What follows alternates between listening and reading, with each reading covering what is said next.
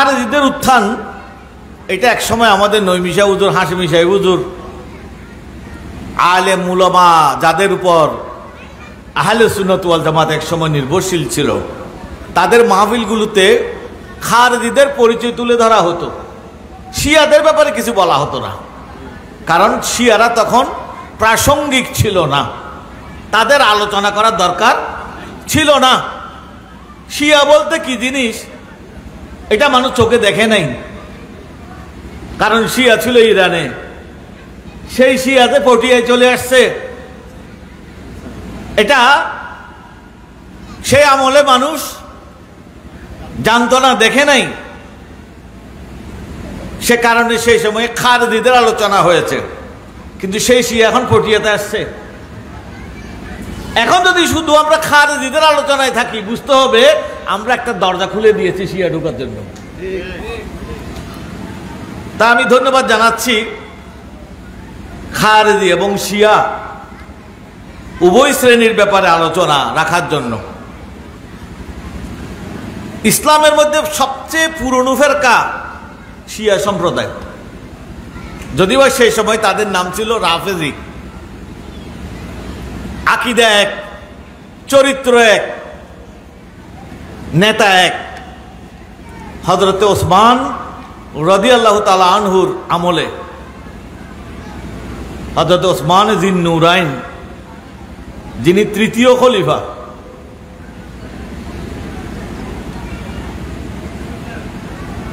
এবং ওনাকে জিন্নুরাইন কেন বলা হয় আমরা জানি, দুই নূরের অধিকারী।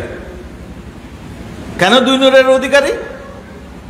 আমার নবী দুইটা কন্যা হযরত ওসমান রাদিয়াল্লাহু তাআলা আনহুকে বিয়ে দিয়েছেন।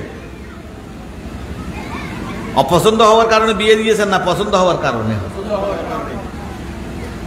এবং আমার নবী বলেন, যদি আমার আরো কন্যা থাকতো আমি তাদেরকে হযরত ওসমানকে বিয়ে দিতাম। খারেজি এক জাত, শিয়া আরেক জাত।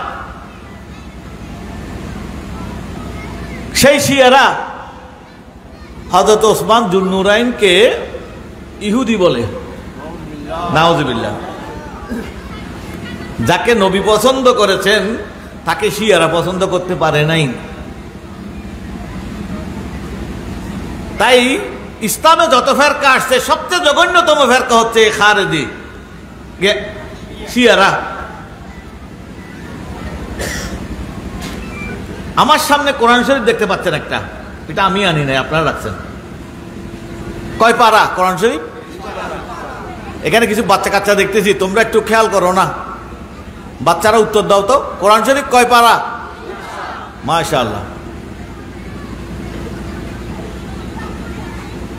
যাদের কথা বলতেছি শিয়া,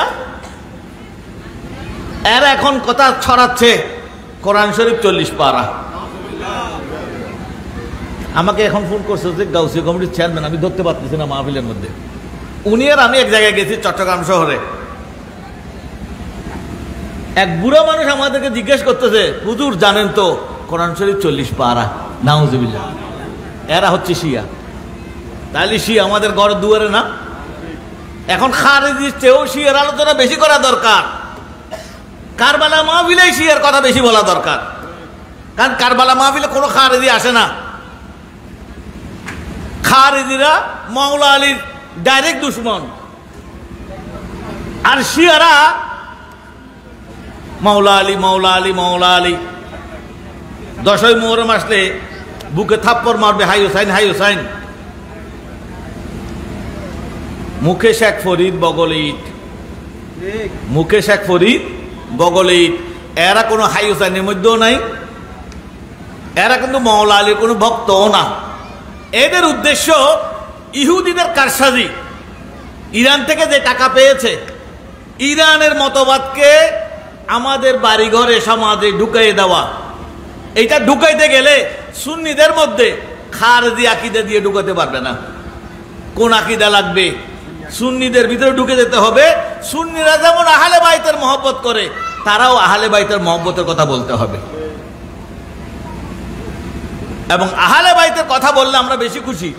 মনে করেন এখানে 10 দিন ব্যাপী আহলে বাইত স্মরণে মাহফিল হচ্ছে, এই এলাকাবাসী মাহফিলে বসতে বসতে তাদের মধ্যে আহলে বাইতের একটা মহব্বত জমে গেছে।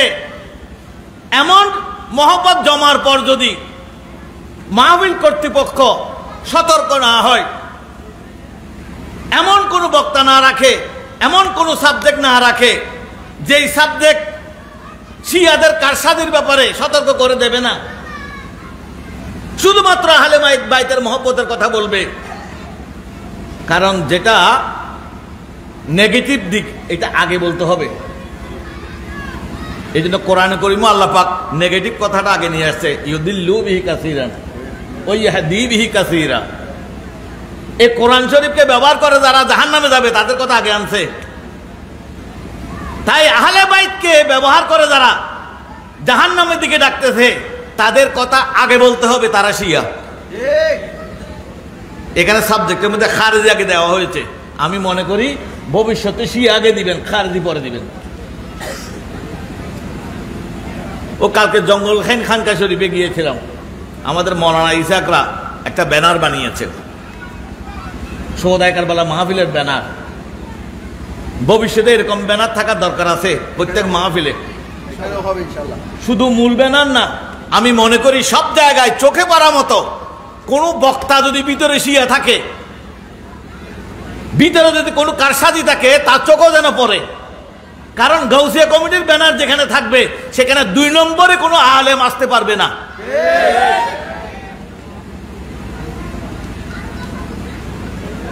তাদের ব্যানারে লেখা ছিল ইমামে হাসান রাদিয়াল্লাহু তাআলা আনহু যার সাথে আপোষ করেছেন, চুক্তি করেছেন, আমরা তার বিরোধিতা করতে পারি না, ঠিক কি না? আমরা কি ইমাম হাসানের চেয়ে বেশি বুঝি? না।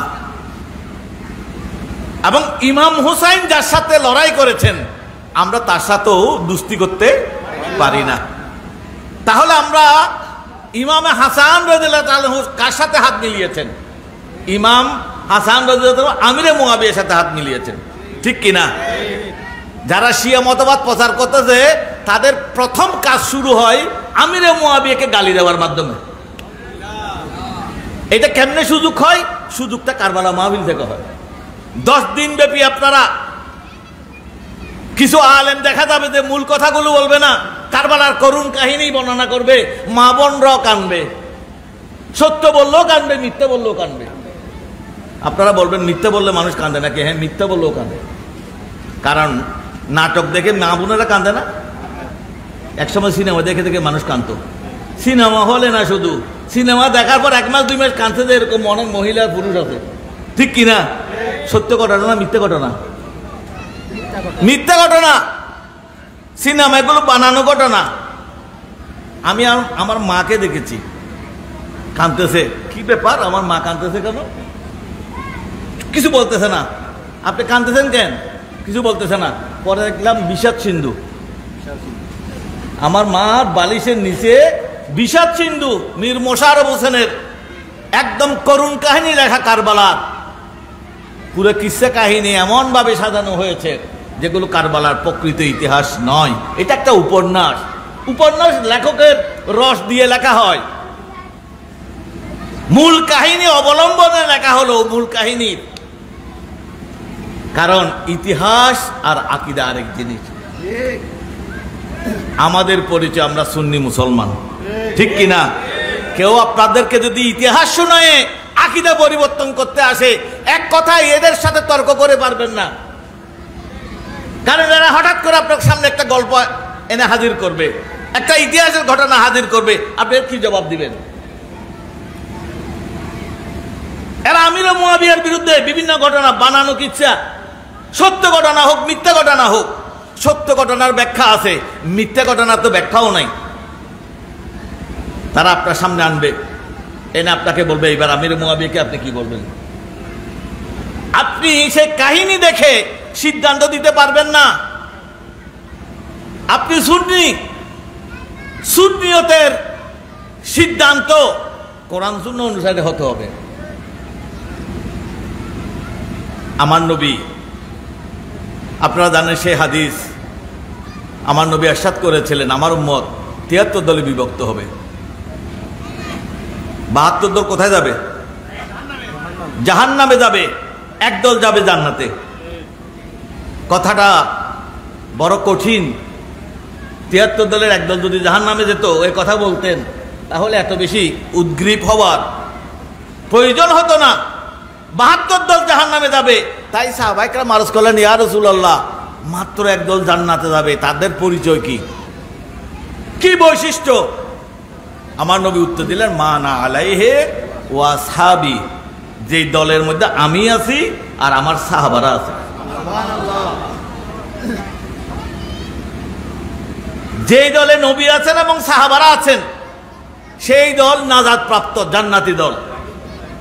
এই দলটার নাম পরবর্তীতে দেওয়া হয়েছে, সাধারণ সহজ সরল মুসলমানরা যেন নামের মাধ্যমে সেই দলকে তালাশ করতে পারে, তার আকীদাগুলো একত্র করা হয়েছে, তার নাম দেয়া হয়েছে আহলে সুন্নাত ওয়াল জামাত। এখন সাহাবার নাম শুনলেই লাফিয়ে উঠে। আপনাদের পটিয়ে টটিয়ের এদিকে নাকি চন্দনায় একজনকে দেখলাম, ওরে বাপরে বাপ, যে লাফালাফি করতেছে এবং বারবার বলতেছে সবকিছু আলী, সিদ্দিক আকবর কিছু না। এটা কি আহলে সুন্নাতের আকীদা না শিয়াদের আকীদা?